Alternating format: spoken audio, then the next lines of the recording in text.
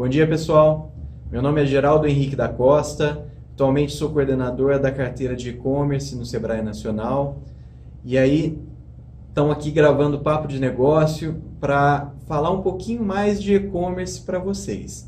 Como vocês já devem saber, o Papo de Negócio é uma conversa informal mesmo. Eu vou fazer uma conversa bem en passant aqui com vocês, tratar de vários assuntos, principais assuntos de e-commerce. E aí essa gravação fica no ar por uma semana, vocês mandam as perguntas e aí eu respondo novamente.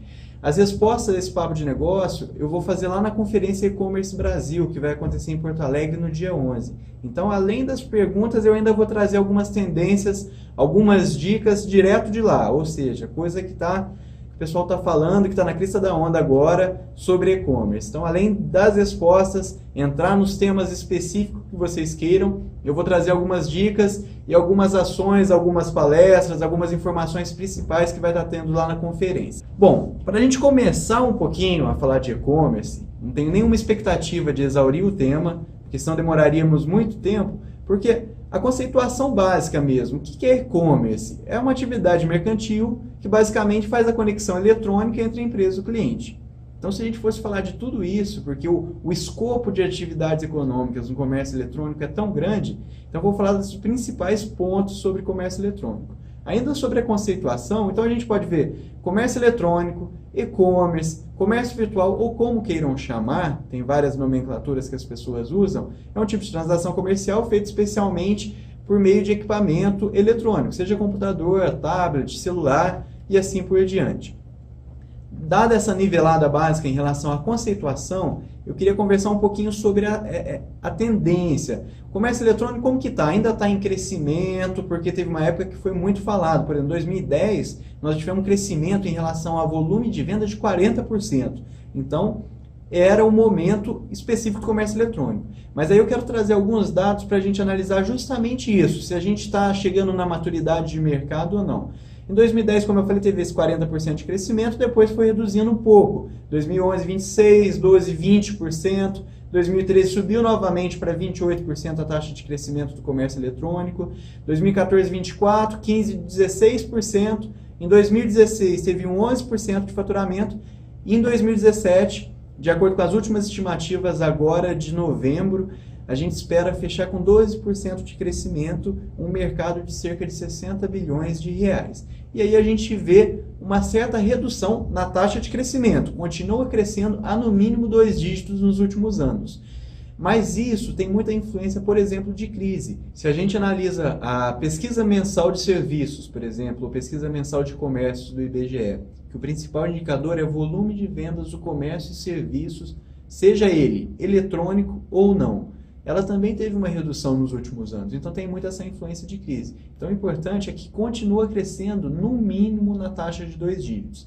Mas mais do que esses dados do Brasil, eu queria trazer um dado dos Estados Unidos, que é o mercado mais maduro em relação ao comércio eletrônico. Nos Estados Unidos, o mercado, as vendas anuais em 2017 estão na casa de 107 bilhões de dólares. E aí nos Estados Unidos, com essa maturidade, os últimos levantamentos apontam 14% de aumento no volume de vendas em 2017.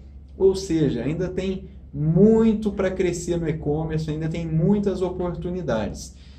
Então, eu queria trazer essa contraposição justamente para a gente ver que está de reduzir o crescimento, mas a tendência é que continue crescendo por muito tempo ainda, porque está ainda um pouco distante de chegar na maturidade de mercado. Bom, entrando agora no campo das empresas de e-commerce, né? Por que o Sebrae vê a importância de atuarmos com projetos especiais no tema de e-commerce? Porque a hora que a gente analisa as empresas de e-commerce, a gente vê que 90% são pequenos negócios. A hora que eu falo de pequenos negócios, eu estou falando de microempreendedor individual, microempresas e empresas de pequeno porte. Ou seja, com faturamento de até 3 milhões e 600 mil ano. E como o público do Sebrae corresponde a 90% do público de e-commerce, nós damos esse atendimento especial para e-commerce. E aí, de acordo com a última pesquisa realizada pelo Sebrae, a terceira pesquisa nacional do varejo online, a gente vê que a dificuldade dos empresários estão em 3 pontos principais, que são tributação, marketing e logística. Então eu vou falar um pouquinho de cada um desses pontos. Se vocês tiverem dúvidas específicas de cada um deles, ou dos indicadores, informações que a gente vai passar aqui, só mandar pergunta, a gente entra em detalhes na próxima gravação. Bom, em relação à tributação, as pessoas costumam achar que e-commerce tem muita diferença da tributação de uma loja física. E na verdade não, o que mais influencia na tributação de e-commerce é como qualquer outra loja física, que é o que você vende. Se você vende shampoo, se você vende bebida ou se você vende arroz, a tributação incidente é muito diferente. Bebidas, cosméticos, por exemplo, a tributação é muito maior do que gênero alimentício. Outra especificação é para onde vai o produto vendido. Outra, de onde vem, e em quarto lugar, o tamanho da empresa. Esses são os principais pontos de tributação. E aí, por que a tributação é tão falada no e-commerce? Porque é apontada na última pesquisa como o principal problema. Porque estava no auge daquela questão de ICMS. Como que o ICMS seria recolhido? E aí, para a gente entender um pouquinho a lógica disso, eu vou apresentar um dado que mostra bem esse problema. 60% das empresas de e-commerce estão no Sudeste. E em relação ao destino dos produtos de e-commerce, a gente tem um dado que 80% vai para São Paulo. E aí o que acontece? Inicialmente, o ICMS captado era da origem. Então, se eu tenho uma empresa em São Paulo e estou vendendo para o Rio de Janeiro, eu captava o ICMS em São Paulo. E aí teve uma discussão, mas esse ICMS também não teria aqui para o Rio de Janeiro? ICMS é um tributo estadual, né? Enfim, e aí começa toda uma discussão entre estados. E aí adota-se uma medida de transição em que os estados de destino também passam a receber parte do ICMS, evoluindo para 100% do ICMS. Mas isso incide em médias e grandes empresas. O Sebrae atuou bastante no período de transição, de regulamentação disso, e aí conseguiu que os pequenos negócios ficassem isentos dessa diferenciação, que é o tal do DIFAL, diferencial de alíquota para e-commerce. Bom, então na próxima gravação, se ficar alguma dúvida, a gente pode entrar em maiores detalhes disso, mas é um outro mundo e aí merece uma atenção especial. Em relação a marketing, que é a segunda dificuldade apontada pelos empresários que têm e-commerce.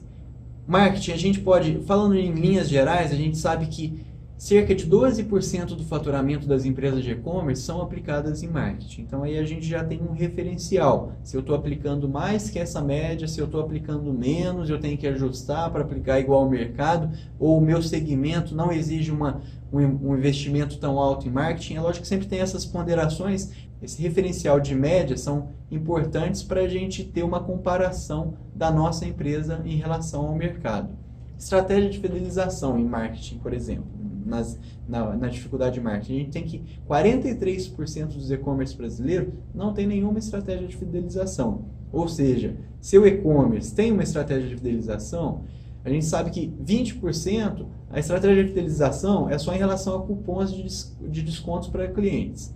Outros têm descontos progressivos, outros têm descontos de aniversário do cliente. Então, o que é melhor adotar para cada uma das empresas dessas estratégias de fidelização? E como não podia faltar em marketing, tem os indicadores principais. Eu queria trazer 3 indicadores, ser bem pontual nos indicadores, mas são os indicadores que têm um significado bem especial dos rumos que a empresa está tomando ou não. Que são taxa de conversão, origem de tráfego, que mais converte em venda, e taxa de rejeição. Em relação à taxa de conversão, a taxa de conversão ela significa as vendas efetivadas em relação à quantidade de visualização. Então, se entram 100 clientes na sua página e você faz uma venda, você tem uma taxa de conversão de 1%. A taxa de conversão média, isso varia de segmento para segmento, mas a média é de 1 a 2%. Ou seja, se em 1.000 clientes somente um converte em venda no meu e-commerce, bom, eu tenho alguma coisa aí para resolver, porque é 0,1% da minha taxa. Ou se a taxa de conversão dá 2 em cada 100 clientes que visitam, não, minha taxa de conversão está ótima. Então esse já é um indicador se eu preciso melhorar, por exemplo, o layout, as promoções que estão ali na homepage do meu site e assim por diante. Outro indicador que é origem de tráfego que mais converte em vendas, porque a gente tem o tráfego da nossa página, mensalmente, diariamente, enfim. Só que esse tráfego ele é composto de várias origens. Por exemplo, eu faço uma propaganda no Face Ads, ou no Google AdWords, que são links patrocinados do Google, ou anúncio em blog, mas eu posso segmentar minha taxa de origem de tráfego. Então, os tráfegos do Face Ads, por exemplo, ou do Google AdWords, um anúncio que eu fiz em um blog, estão convertendo mais. Com base nisso, eu direciono meus investimentos em marketing, de acordo com conversão em vendas, por exemplo. E o último é a taxa de rejeição. O normal da taxa de rejeição hoje entre os sites, e isso varia de segmento para segmento, como eu já disse, ela é de 30% a 50%. O que significa taxa de rejeição? Significa que seu cliente entrou na sua homepage ali e não clicou em nada. Ele não leu ali ou não foi pesquisar um produto. Isso é normal que aconteça de 30% a 50%. Ou seja, a cada dois ali, de taxa de rejeição, cada dois clientes que entra, um não vai clicar em nada. Ainda está ok, mas se o percentual aumenta em relação a essa taxa de rejeição, aí entra algumas atenções que a gente tem que ter. Por exemplo, a homepage está com layout adequado, as ofertas principais são de acordo com o público que visitam sua homepage, é um nicho específico, aquelas ofertas, é para o seu nicho de mercado. Então, essas são algumas atenções. Mudando para o terceiro problema apontado pelas empresas de e-commerce, para a gente já caminhar para a finalização do vídeo, tá? Logística. Logística, como vocês estão cansados de saber, vocês que atuam ou têm intenção de atuar com e-commerce, é um problema para o Brasil, para qualquer segmento, seja ele e-commerce ou não, seja ele virtual, digital ou não.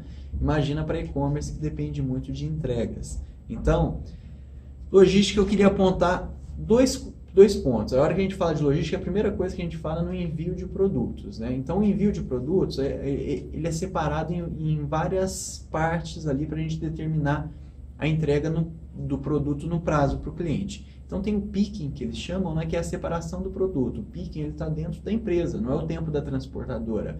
É a questão de você ir lá no estoque, separar os produtos que você quer vender.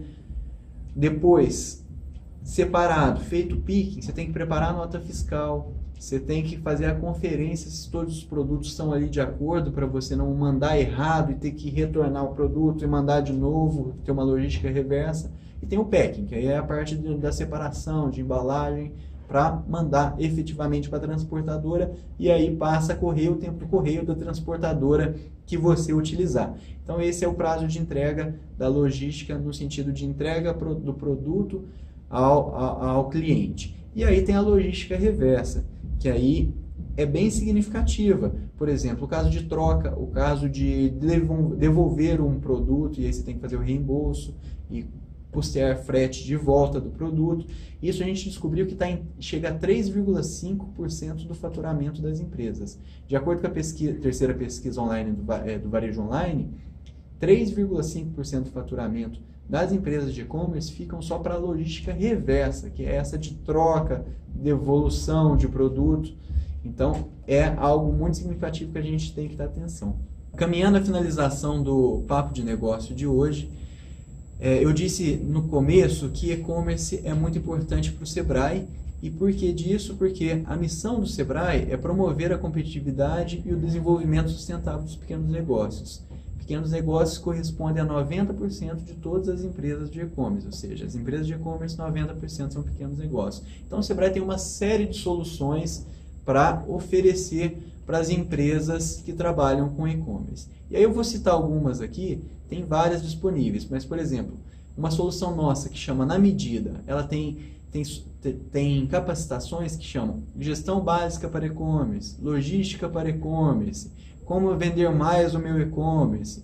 Então tem outra publicação nossa do Sebrae, tem 10 dicas para e-commerce, aspectos legais do e-commerce, e aí sim a gente consegue começar a entender um pouco mais, por exemplo, da lógica de tributação, do TIFAL, que eu falei um pouquinho. Tem uma publicação nossa que é bem interessante também, que é E-commerce, uma forma de comprar e vender. Enfim, são várias publicações. Queria dar destaque a uma pesquisa que foi feita sobre oportunidade de nichos para o varejo online. Então foi feito todo um levantamento em relação a buscas realizadas no Google, preços de anúncios, tentando encontrar algumas oportunidades especiais para e-commerce. Enfim, são uma série de publicações. Até na sexta-feira, em que a gente vai responder as perguntas, entrar em algumas especificidades aí de acordo com as dúvidas que vocês tiverem. Forte abraço, até mais!